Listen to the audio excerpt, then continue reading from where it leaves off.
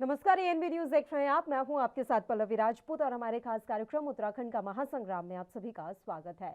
Bharatiya Janata party देश में समान नागरिक संहिता की जो कवायद लंबे समय से चला रही है, उसे उत्तराखंड के मुख्यमंत्री पुष्कर सिंह धामी ने पूरा करने के लिए कसरत करना शुरू कर दिया है।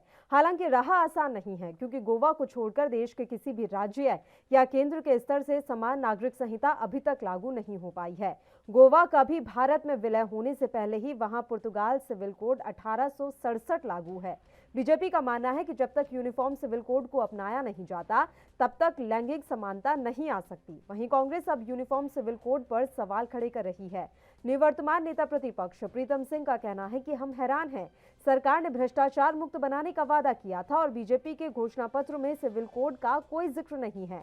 कांग्रेस का यह भी कहना है कि बीजेपी अपने संकल्प पत्र के वादे पूरे न करके यूनिफॉर्म सिविल कोड का राग अलाप रही है। इसलिए सीएम ने कैबिनेट की बैठक बुलाई ताकि यूनिफॉर्म सिविल कोड की समिति के बारे में चर्चा हो सके। वहीं कांग्रेस ने आगे कहा कि बीजेपी देश के अंदर उपलब्धियों को लेकर चुनाव नहीं लड़ सकती है, हमेशा लोगों को बांटकर सांप्रदायिक सौहार्द बिगाड़ कर चुनाव लड़ती है। वहीं बीजेपी ने कांग्रेस पर पलटवार करते हुए कहा कि कांग्रेस लगातार यूनिफॉर्म सिविल कोड पर सवाल खड़े कर रही है, जो कि ठीक बात नहीं है।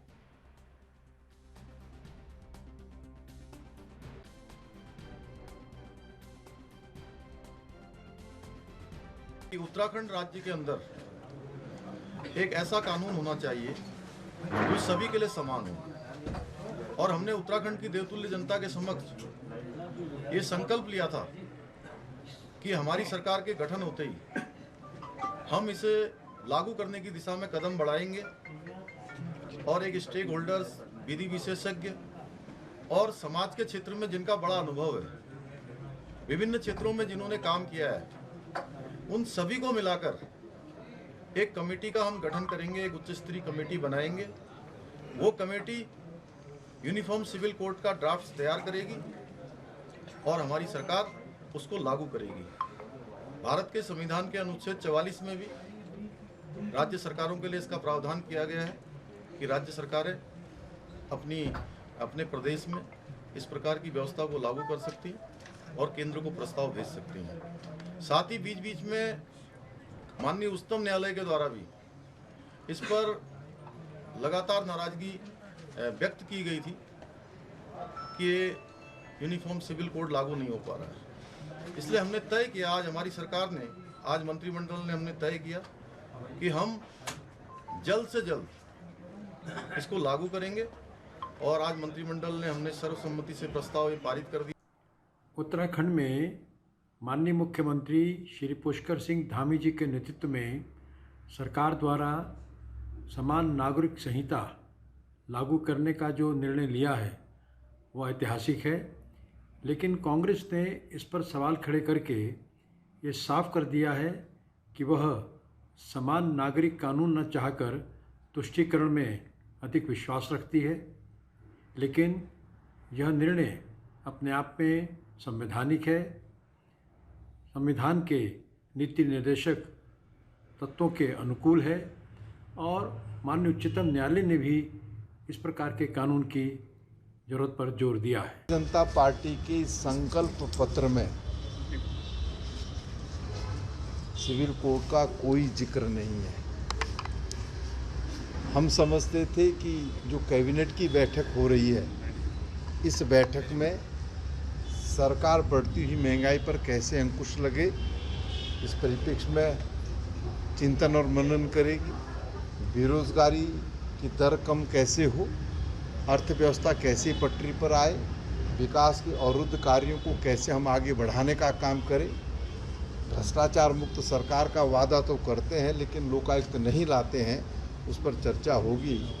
लेकिन संकल्प पत्र और उनके चुनावी घोषणा पत्र को कह लीजिए, उसमें जो वादे किए उस पर चर्चा नहीं। यूनिफॉर्म सिविल कोड का जिक्र होता है, जो मैं समझता हूँ राज्य सरकार के अधीन है। इससे भाजपा का चाल चरित्र चेहरा उजागर हो गया है।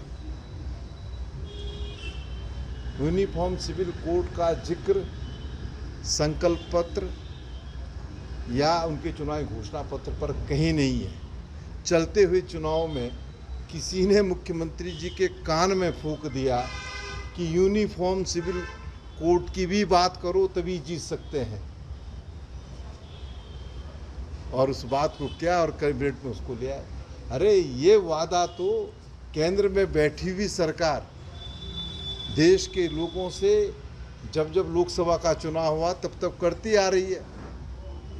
अभी तक तो पूरा हुआ नहीं। अभी तो इन्होंने क्या कैबिनेट की बैठक इसलिए बुलाई गई कि समिति का गठन होना है, वो तो मुख्यमंत्री ऐसे ही अनाउंस कर देते। तो इनकी कथनी और करनी में बहुत फर्क है। ये देश के अंदर अपने सरकार की उपलब्धियों के माध्यम से चुनाव नहीं लड़ सकते। ये सदैव सांप्रदायिक सौहार्द को समाप्त करके, समाज को तोड़ करके चुनाव लड़ने का काम करते हैं, और वो सामने।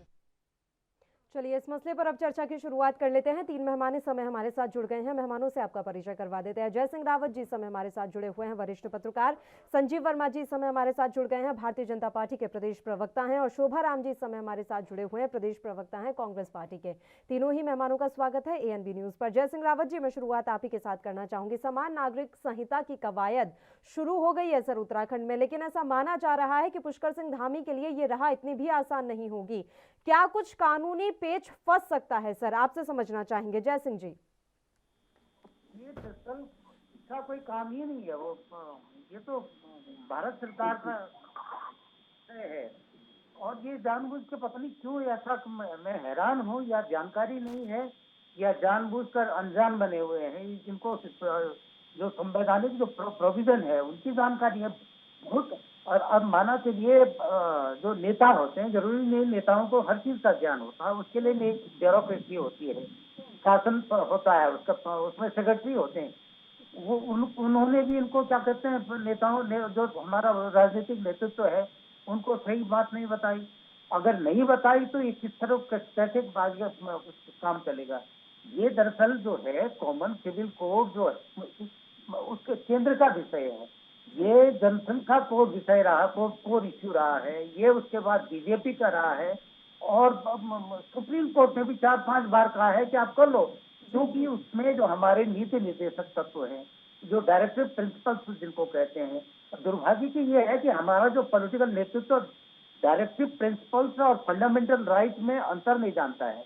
अगर अंतर जानता होता तो इतना बवाल ही नहीं होती, इतना करते नहीं, चुप हो जाते। बिना मतलब की बातें कर रहे हैं जिसको जानकारी नहीं है। देखिए ये, अच्छा दूसरा कहते हैं साहब गोवा में है। अरे गोवा में तो तब से है जब वहाँ के पुर्तगाल का शासन था, 1867 में अभी आपने बताया भी था। उस कानून को कहते हैं पोर्टुगीज सिविल कोड 1867। तो उसको उसके बाद जो है उसको ये भी नहीं है गोवा सरकार। अच्छा दूसरा स्टेट शब्द, स्टेट संविधान में कई जगह स्टेट का मतलब है भारत संघ से मतलब है, भारत सरकार से मतलब होता है। स्टेट का मतलब स्टेट गवर्नमेंट से नहीं है। मतलब ऐसी मजाक हो रही है, संविधान की भाषा भी नहीं समझ में आ रही है। तो उसको उसमें जो, अच्छा दूसरी बात यह है कि ये जो बात थी कॉमन सिविल कोड वाली, जो यूनिफॉर्म सिविल कोड आप कह सकते हैं, तो गोवा में कहते हैं साहब गोवा जब सरकार ने, अरे गोवा की विधानसभा ने थोड़ी लागू किया। गोवा की विधानसभा को अधिकार ही नहीं है। गोवा विधानसभा कब बनी? 1987 में बनी। और ये कानून क्या गोवा 1867 से लेके 1961 तक पुर्तगाल का उपनिवेश रहा। जब 1961 में उसको भारत संघ ने उसको एक्वायर किया, उसको अपने कब्जे में लिया, भारत संघ में जब उसका विलय हुआ तो 1962 में एक एक्ट बना। उस समय था अंडमान निकोबार क्या कहते हैं, गोवा दमन दीव एडमिनिस्ट्रेशन एक्ट 1962। ये कानून बना गया, केंद्र शासित प्रदेश उसको बनाया। जैसे इसको टेक ओवर किया गोवा को, दमन दीव को टेक ओवर किया भारत संघ ने, उसके प्रसार उसको केंद्र शासित बनाया। वहाँ एक एक्ट बना 1962 का। उस 1962 के एक्ट की धारा 5 में कहा गया कि यहाँ जो कानून चले आ रहे पिछले पुर्तगाल के शासन के जमाने के, वो कंटिन्यू करेंगे, और तब तक कंटिन्यू करेंगे जब तक भारत की संसद उनको या तो रिपील या तो समाप्त नहीं कर देती या उनमें संशोधन नहीं कर देती। वो अधिकार भी केवल भारत की संसद का था उसको रिपील करने का। और जब उसके बाद 1987 में गोवा अलग राज्य बन गया तो कानून कंटिन्यू हो गया, कानून चल रहा, वो आज तक चल रहा है। उसको आज भी पोर्टुगीज सिविल कोड कहते हैं, पोर्टुगीज सिविल कोड कहते हैं। उसका अगर इतना आसान होता तो कब के बाद स्ट्रेट कर लेते। अच्छा, दिक्कत क्या है? अब मैंने पहले भी आपसे कहा कि इसमें जनसंघ का भी था, फिर जनसंघ का बीजेपी हुआ, बाद में जनता पार्टी बनने के बाद बीजेपी हो गया। बीजेपी का भी कोर इश्यू रहा है, कॉमन सिविल कोड 370 भी था, ये भी था, राम मंदिर भी थे। ये अगर इतना आसान होता तो मोदी जी अमित शाह तो 370 जैसी कठिन समझे जाने वाला विषय जो है उसको सॉल्व कर दिया मोदी सरकार ने, तो इसको क्यों नहीं किया जबकि ये कोर इश्यू था? इसको इसलिए नहीं किया गया कि इसमें दो फंडामेंटल हमारे राइट आपस में टकराते हैं। अब दिक्कत यह है कि directive principle of fundamental right, नीति निर्देशक तत्वों का मतलब होता है कि एक आदर्श राज्य कैसे बनेगा, लेकिन उन नीति निर्देशक तत्वों को न तो कोर्ट लागू कर सकता है और न ही हम कह सकते हैं साहब इनको लागू करो, हम अदालत में जा, आम नागरिक भी अदालत में नहीं जा सकता, लेकिन फंडामेंटल राइट के लिए अदालत में हम जा सकते हैं। फंडामेंटल राइट जो मौलिक अधिकार हैं वो क्या है? आर्टिकल 13 से लेकर 18 तक एक समानता का अधिकार, वही समानता का अधिकार जो कहता है सबको समान होना चाहिए, नागरिक संहिता भी समान होनी चाहिए। लेकिन उसी संविधान में जो दूसरे मौलिक अधिकार, वो जो फंडामेंटल राइट है आर्टिकल 25 से लेकर 28 तक, उनमें धार्मिक स्वतंत्रता का अधिकार है और उसमें ये भी है रिलीजियस प्रैक्टिसेस का भी, मतलब धार्मिक आचरण जो आपके धार्मिक व्यवस्थाएं परंपराएं हैं उनका भी आपको मौलिक अधिकार है। उसमें कानून या स्टेट का मतलब राज्य सरकार की, भारत की या कहीं राज्य की सरकार उन्हें दखल नहीं दे सकती है। इसकी वजह से आज तक यूनिफॉर्म सिविल कोड भारत में बन नहीं पाया, क्योंकि अगर ये करना पड़ेगा तो संविधान संशोधन करना अगर हम पड़ेगा। देखें जयसिंह जी तो इस हिसाब से तो ये समझ में आ रहा है कि भविष्य में कभी भी यूनिफॉर्म सिविल कोड लागू नहीं हो पाएगा किसी भी राज्य में, क्योंकि इतने सारे यहाँ पर पेज फंसते हुए दिखाई दे रहे हैं। और मैं आपसे ये भी समझना चाहूंगी कि धार्मिक भावनाएं किस तरीके से आहत हो रही हैं। अगर एक कानून रहता है तो वहां पर समस्याएं कैसे आ सकती हैं, आपसे ये हम समझेंगे। उससे पहले दोनों मेहमानों से भी एक एक रिएक्शन ले लेते हैं। संजीव वर्मा जी, प्रीतम सिंह कह रहे हैं कि आपने अपने दृष्टि पत्र में तो लिखा ही नहीं था यूनिफॉर्म सिविल कोड के बारे में, आपने महंगाई के बारे में लिखा, आपने बेरोजगारी के बारे में लिखा, लेकिन उस पर काम ना करने से पहले आप काम कर रहे हैं यूनिफॉर्म सिविल कोड के बारे में।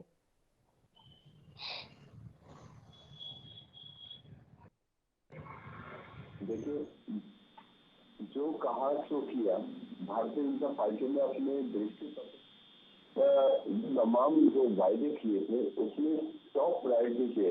हमने कहा था जैसे हमारी सरकार का गठन होगा तो हम टॉप प्रायोरिटी पर सबसे पहला जो काम करेंगे वो कॉमन सिविल कोड का होगा। और हमने अपने वायदे के अनुरूप सबसे पहले जो हमारी सबसे पहली कैबिनेट की बैठक हुई उसमें हमने कॉमन सिविल कोड के ऊपर प्रस्ताव लाने का काम किया।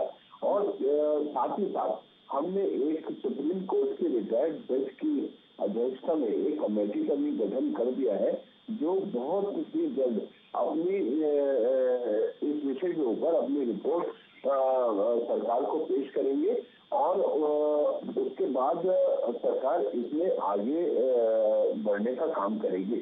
जिस प्रकार से कॉमन सिविल कोड की हम बात करें तो भारतीय जनता पार्टी सर्व हिताय सर्व सुखाय सर्वे भवन्तु सुखिनः, अर्थात सबका सब सुखी हो, सबका कल्याण हो और किसी को बहुत अधिक नहीं, किसी को कम नहीं। और जिस तरह से हमने एक बात एक जो भारतीय जनता पार्टी का नारा है सबका साथ सबका विकास सबका कल्याण सबका विश्वास। देखिए, मैं अपने कांग्रेस के मित्रों को और अपने विपक्ष के मित्रों को एक बात पूछना चाहता हूँ, क्या आप हमारी जो मातृशक्ति को का उनके जो अधिकारों का लगातार पिछले 70 सालों से अतिक्रमण होता रहा, क्या आप उसकी पैरवी करते हैं? क्या आप नहीं चाहते कि उनको भी एक मुख्य धारा में आने का एक मौका मिले? जो कॉमन सिविल कोड है, कॉमन सिविल कोड का मतलब है समानता का अधिकार, और पूरा समाज, उसमें चाहे हिंदू हो, मुसलमान हो, सिख, ईसाई, जितने भी धर्म यहाँ रहते हैं, सब एक ही सबके पर एक ही कानून लागू हो, चाहे संपत्ति में बंटवारे का हो, चाहे विवाह संबंधित हो, चाहे तलाक संबंधित हो।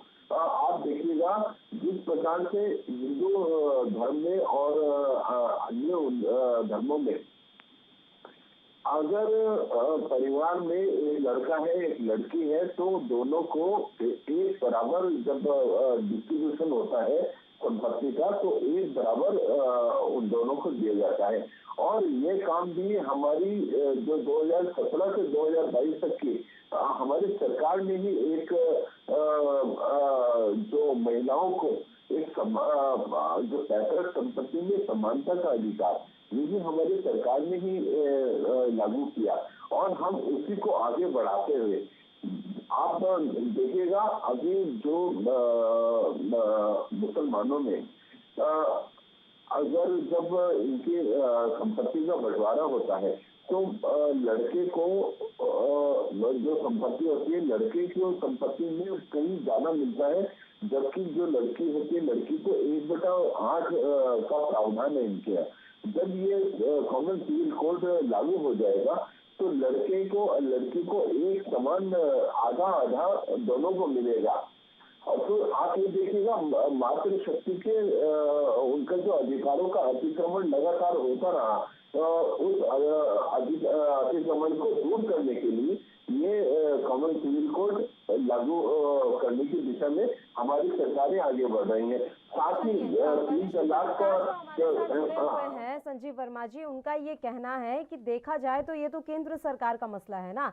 आपने समिति गठित कर दी है, कैबिनेट की बैठक बुलाकर आपने इस पर काम करना भी शुरू कर दिया है, लेकिन लागू करवाने के लिए तो इसे केंद्र सरकार के पास ही भेजा जाएगा, उसके बाद राष्ट्रपति की मोहर लगेगी, उसके बाद ही आप जाकर राज्य में इस कोड को लागू कर पाएंगे। तो केंद्र सरकार से आपको पूरी सहायता की उम्मीद है कि जैसा आप करना चाह रहे हैं उसमें आपको पूरी की पूरी मदद देगी केंद्र सरकार?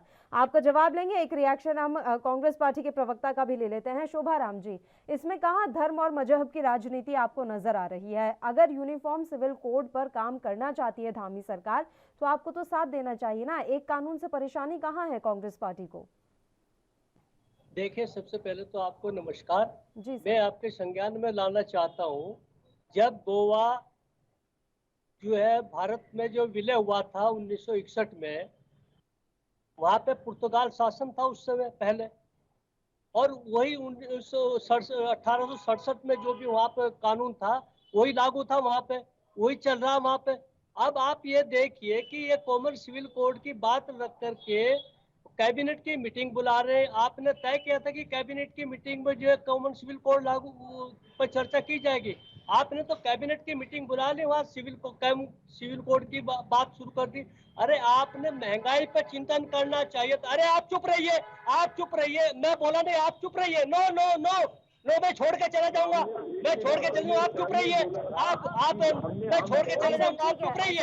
आप बात सुनिए, आप हमारी बात सुनिए, आप हमारी बात सुनिए, आप बात सुनिए, आप बात सुनिए, आप बात सुनिए। मैं छोड़ के चला जाऊंगा, आप डिबेट कर लीजिए, आप अकेले डिबेट कर लीजिए। अरे मैं छोड़ के चले जाऊंगा, आप डिबेट कर लीजिए अकेले। आप दूसरे की कौन सुनते हो? आप बात सुनिए, मैं नहीं बोला, आप बात सुनिए ना, बोलिए, आप बोलिए। आप सुन रहे नहीं अपने, आप बोल रहे, हम चुप बैठे हैं, हम सुन रहे हैं आपकी। आप जो है पहले यहाँ पे महंगाई पे, आपको बेरोजगारी पे ऊपर आपको जो है मैनिफेस्टो आपका था, आपका कॉमन सिविल कोड कहा था उसमें आपका। आप जो आपका मैनिफेस्टो है सबसे पहले आप उसमें लागू करें। महंगाई कहाँ गई आपकी? बेरोजगारी के उस पर आप कहाँ गए? कॉमन सिविल कोड जो है, जो भटकाने की आप बात कर रहे हैं, ये चीज तो केंद्र का विषय है। आप इसको सिर्फ भटकाने के सिवा और कर क्या रहे हैं? आप अपनी जो मेन चीजें हैं, महंगाई है, आपको ये ध्यान रहा कि गैस के दाम बढ़ा दो, ये तो आपको ध्यान रहा। पेट्रोल के दाम बढ़ा दो, ये भी आपको ध्यान रहा। कॉमन सिविल कोड आपने बीच में घुसेड़ दिया आपने। आप ये जो है ना महंगाई पे बेरोजगारी पे, आप बेरोजगारी पे महंगाई पे बेरोजगारी और महंगाई पे आप ध्यान दीजिए, बेरोजगारी महंगाई पे आप ध्यान दीजिए। 500 रुपए का गैस सिलेंडर आपने बता दिया, आप बताइए। बात की बात है, ये केंद्र का विषय है आपका है। जो महंगाई है आप उस पर ध्यान दीजिए, बेरोजगारी पर ध्यान दीजिए, हम तब आपका सपोर्ट करते हैं। आप करिए ना उस काम को, उसको काम को क्यों नहीं कर रहे आप ध्यान क्यों भटका रहे? जो केंद्र का विषय है उसको आप यहाँ उलझाने की कोशिश कर रहे हैं। अरे आप जो है, आपको ध्यान रहा, आपने मेरे भाई, आपको जो है, मेरे मित्र, आपको जो है पेट्रोल के दाम बढ़ाना ध्यान रहा, मेरे मित्र, आपको पेट्रोल के दाम बढ़ाना ध्यान रहा, आपको जो है पेट्रोल के दाम बढ़ाने ध्यान रहा, गैस के दाम बढ़ाने ध्यान रहे, आपको गैस बढ़ाने के लिए शोभाराम जी आप ये तो बताएं सर, यूनिफॉर्म सिविल कोड पर कांग्रेस पार्टी क्या अपनी प्रतिक्रिया दे रही है? कांग्रेस पार्टी का रुख क्या है इस कोड को लेकर, वो तो क्लियर करें। चलिए ये मैं मानती हूँ कि पहले महंगाई और बेरोजगारी पर ध्यान देना चाहिए। जब हम नहीं बोले, आप जो है ना बेरोजगारी पर ध्यान क्यों नहीं करते? मैं आपसे कोई और सवाल पूछ रही हूँ सर। शोभाराम जी मैं आपसे आपकी पार्टी का रुख जानना चाह रही हूँ यूनिफॉर्म सिविल कोड पर। आप क्या रुख रखते हैं, आपका क्या मत है यूनिफॉर्म सिविल कोड को लेकर? लागू होना चाहिए या नहीं होना चाहिए? ये देखिए केंद्र का विषय है, इसको केंद्र के उस पर होना चाहिए। ये इसमें क्यों इसको उलझाने की कोशिश कर रहे हैं? मैं आपसे ये पूछ रही हूँ कि आपकी पार्टी क्या मत रखती है सर इस कोड को लेकर? मैं आपसे ये पूछ ही नहीं रही हूँ कि इसे लागू होना चाहिए कि कब करना चाहिए, किसे करना चाहिए। मैं ये जानना चाह रही हूँ कि आप इसके पक्ष में हैं या नहीं। सरकार है, आप उसमें करिए ना, पहले वहाँ लागू कर दीजिए। किसी और की सुनेंगे शोभाराम जी? किसी और की सुनेंगे? आप किसी और की सुनेंगे क्या? शोभाराम जी आप किसी और की भी सुन लीजिए सर। मैं लगातार आपसे एक ही सवाल कर रही हूँ कि इस कोड के पक्ष में आप हैं या नहीं, ये तो बता सकते हैं। मैं जानना ही नहीं चाह रही कि राज्य सरकार का विषय कि केंद्र का विषय। मुझे मालूम है कि महंगाई और बेरोजगारी पर काम करना चाहिए सरकार को, सारी चीजों से मैं अग्री कर रही हूँ, लेकिन आप अपना पक्ष तो बताएंगे ना कि आप इस कोड के पक्ष में है या नहीं है। हम तो, हमारा कहना यह है, आप जो पहले जो आपका मैनिफेस्टो था, जो पहले जो पब्लिक के हित की बात है, आप उसको लागू करिए। जिन्हें सिविल कोड आप बीच में कहां से लेके आगे एकदम जो है, हमारा कहने का मतलब चुनावों में तो धामी जी कह गए थे कि मेरी सरकार आते ही हम इस यूनिफॉर्म सिविल कोड को लागू करेंगे। बीच चुनावों में तो वो कह गए थे, तो अब आ गया बीच में। अब भी आप अपना जवाब नहीं दे रहे हैं, आप क्यों बात घुमा रहे हैं सर? आप तो स्पष्ट बोलिए, बीजेपी के राह पर क्यों चल रहे हैं आप कि चीजें बस घुमानी है और उलझानी है? हम बीजेपी की राह पर नहीं चले। जब कांग्रेस को कोई काम करना होगा वो अपने आप करेगी। अब लाएंगे ना, हमें उसको देखेंगे, उसको परखेंगे, उसको मीटिंग होगी, उस पर पूरा निर्णय लिया जाएगा क्या करना है क्या नहीं करना। मैं अकेले को थोड़े वो कर दूंगा इसको, कांग्रेस इसमें निर्णय लेगी, बैठक करेंगे, इसमें ऐसे थोड़े हो जाएगा। मीटिंग जो अभी आप बोल रहे हैं कि जब लाएंगे तो मीटिंग करेंगे और बातचीत करेंगे, वही मीटिंग तो कल कर ली उन्होंने, उसमें आप लोगों को इतनी तकलीफ हो गई। संजीव जी, इन्होंने तो पहले करनी चाहिए, तो हम तो पहले करेंगे ना। हमने अपने मैनिफेस्टो में लाएंगे, उसको लागू करेंगे, तब मैनिफेस्टो आपका मैनिफेस्टो अगर इतना ही स्ट्रांग होता ना सर, आपके मैनिफेस्टो में इतनी अच्छी बातें लिखी होती, तो उत्तराखंड में इतने सालों से चली आ रही परंपरा बदलती नहीं। आप होते इस बार सरकार में। ऐसा नहीं वर्मा जी, हम पहले से ज्यादा सीट लेके आए, पहले से ज्यादा सीट लेके आए। आपको जो कह रहे थे, जो 60 के पार कह रहे थे जाने के लिए, हम पहले से ज्यादा सीटें लेकर आए। ये तो जनता का जनादेश है, वो हमें स्वीकार है, उसमें हम वो नहीं कर रहे हैं। जनता का जनादेश हमें स्वीकार है, लेकिन हमारा कहने का मतलब ये है। बताइए सर, बताइए। हाँ पल्लवी जी, देखिए जो भारतीय जनता पार्टी ने विधानसभा में अपना दृष्टि पत्र पेश किया था, उसमें हमारा सबसे पहला जनता के साथ ये भी वायदा था कि जैसे ही सरकार का गठन होगा और पहली कैबिनेट की बैठक होगी, हम सबसे पहला काम कॉमन सिविल कोड को लेके आएंगे और उसके ऊपर बात करेंगे, उसको लागू करने का काम करेंगे। तो हमने अपने वायदे को पूरी तरह से इम्प्लीमेंट करने का काम किया। बात रही कांग्रेस की, तो कांग्रेस शुरू से ही तुष्टीकरण की राजनीति करती रही है और केवल वोट बैंक की राजनीति ये पिछले 70 सालों से लोग करते रहे हैं। और इनके लिए देश जाए भाड़ में, ये तो इन लोगों का एक तरह से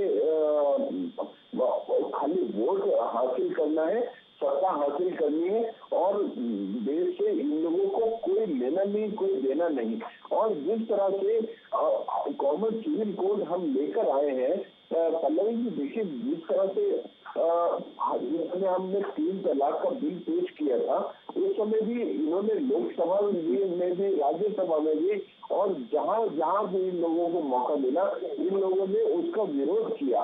जबकि वो 3 तलाक का जो कानून हम लोग लेके आए, उससे मैं सोचता हूँ सैकड़ों, हजारों, और हो सकता है मैं हजारों भी शायद कम बोल रहा हूँ, मैं सोचता हूँ आज देखें तो लाखों हमारी मुस्लिम बहनें जो 3 तलाक बोलकर जिनका जीवन एक पल में बिल्कुल एक नर्क के तुल्य हो जाया करता था, आज उनको कितनी बड़ी राहत मिली। वो सभी ऐसी बहनें जो उससे प्रभावित हुई, वो आज मोदी जी का धन्यवाद करती हैं कि मोदी जी ने उनका जीवन नर्क होने से बचाया। और इसी प्रकार ये जो कॉमन सिविल कोड हम लेके आए हैं, आने जा रहे हैं, कॉमन सिविल कोड, जब एक देश है तो कानून भी एक जैसा होना चाहिए। आप जितने भी अन्य,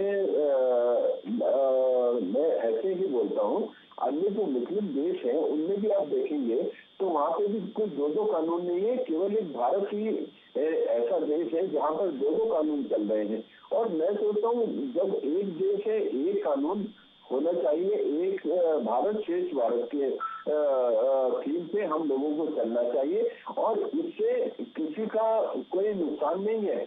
और मैं सोचता हूँ इससे लाभ भी होगा।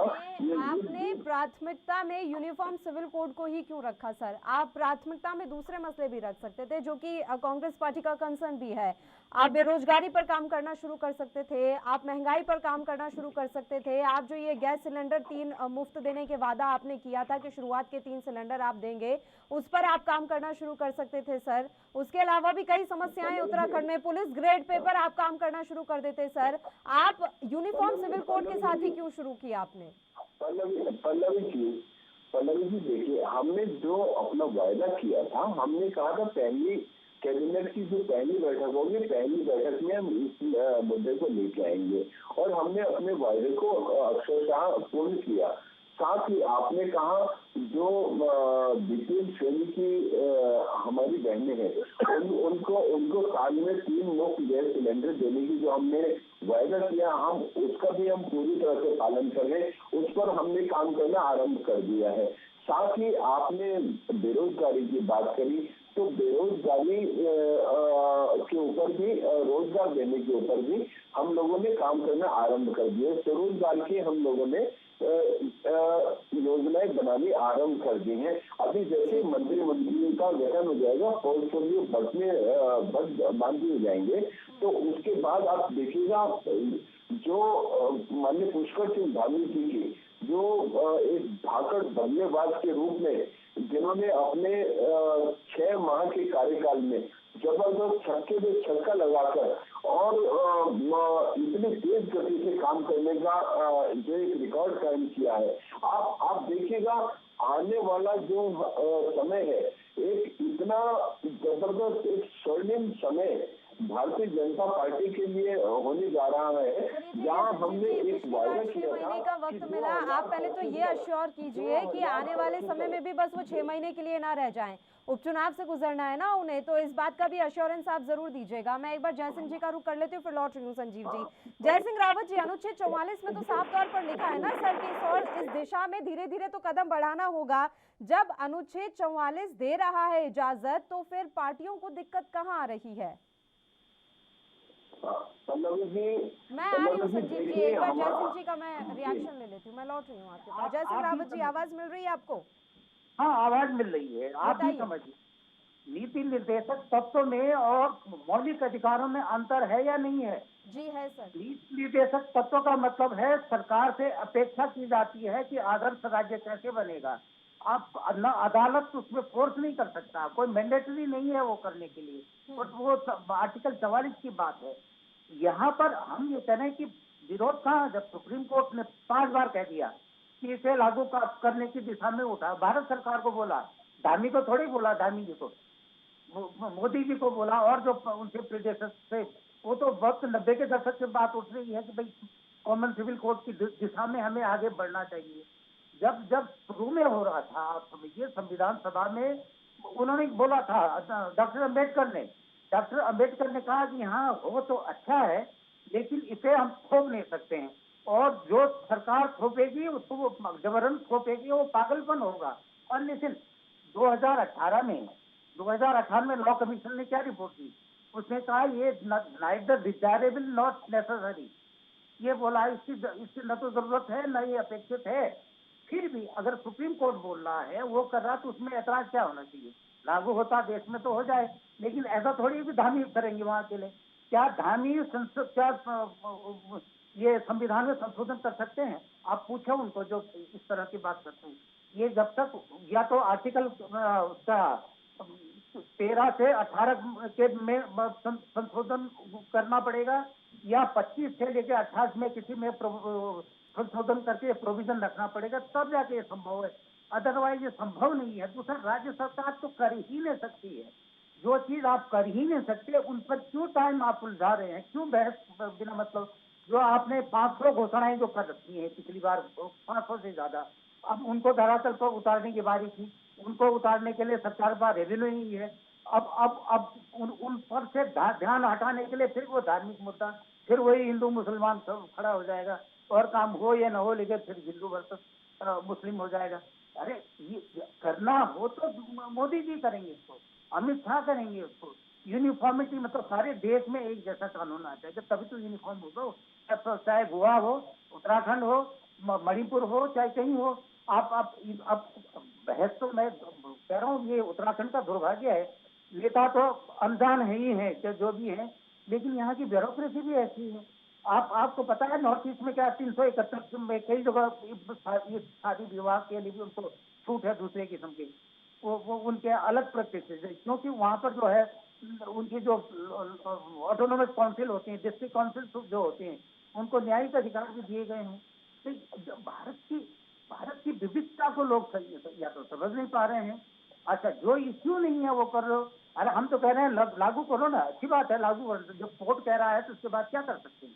लेकिन जो चीज आप कर ही नहीं सकते हैं, उन पर आप बिना मतलब करे हीरो बनने को कर रहे हैं। आपको याद होगा, जब धामी जी पिछली बार लखनऊ से आए थे, यहाँ बहुत बड़े देहरादून में तोरण सजाए गए थे कि हमने सारे परिसंपत्तियों का जितने विवाद थे सब निपटा दिए। बहुत बड़ा जलसे हुए, सारा शहर सजाया गया था कि धामी जी सारा निपटारा करके। क्या निपटारा हुआ उनमें से एक भी इश्यू? तो इस तरह हवा नहीं करोगे तब तक लोगों को इधर से उधर काम करो। धरती आपके पास 5 साल का समय है, करो ना, मेहनत करो, कोशिश करो। भारत सरकार साथ देगी, मोदी जी साथ देंगे, अमित शाह साथ देंगे, सब साथ देंगे। तो पॉजिटिव बढ़ो। ऐसी हवाबाजी करोगे तो गिर जाओगे, सिर के बल गिरोगे। क्या फायदा है उसका करने से? जो उन्होंने वादा किया था ना सर इसका, तो या तो जनता समझ नहीं पाई, जनता कोई समझ में नहीं आया कि क्या वादा करके चले गए धामी जी। बस सुनने में अच्छा लगा होगा और इसलिए उन्होंने वोट दे दिया। हम वादा ये करेंगे, सिर्फ वादा कर लो। मैं क्या कहते हैं, पीओ के ये बाल्टिस्तान और गिलगित और वो हुंजा तक उसको भारत में मिला दूंगा। क्या इनका अधिकार है? क्या इनका कार्य क्षेत्र है? वो जो अपने दायरे में रहो ना, अपने सेल में रहो, जहाँ जिसमें आप यूनिफॉर्म सिविल कोड को सर गिलगिट बाल्टिस्तान से यहाँ पर कंपेयर कर रहे हैं?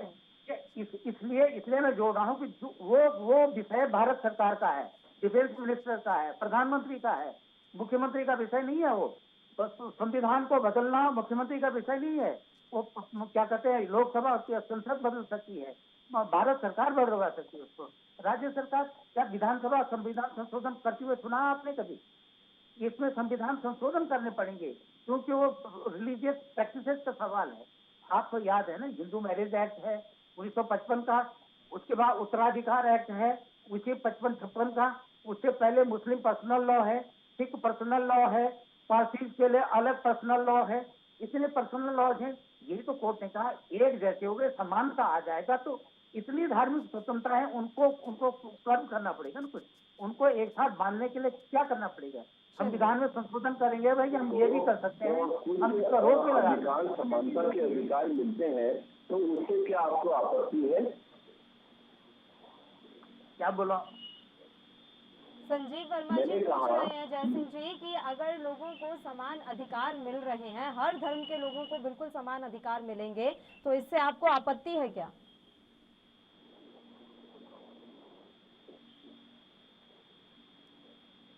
आवाज मिल रही है रावत जी आपको?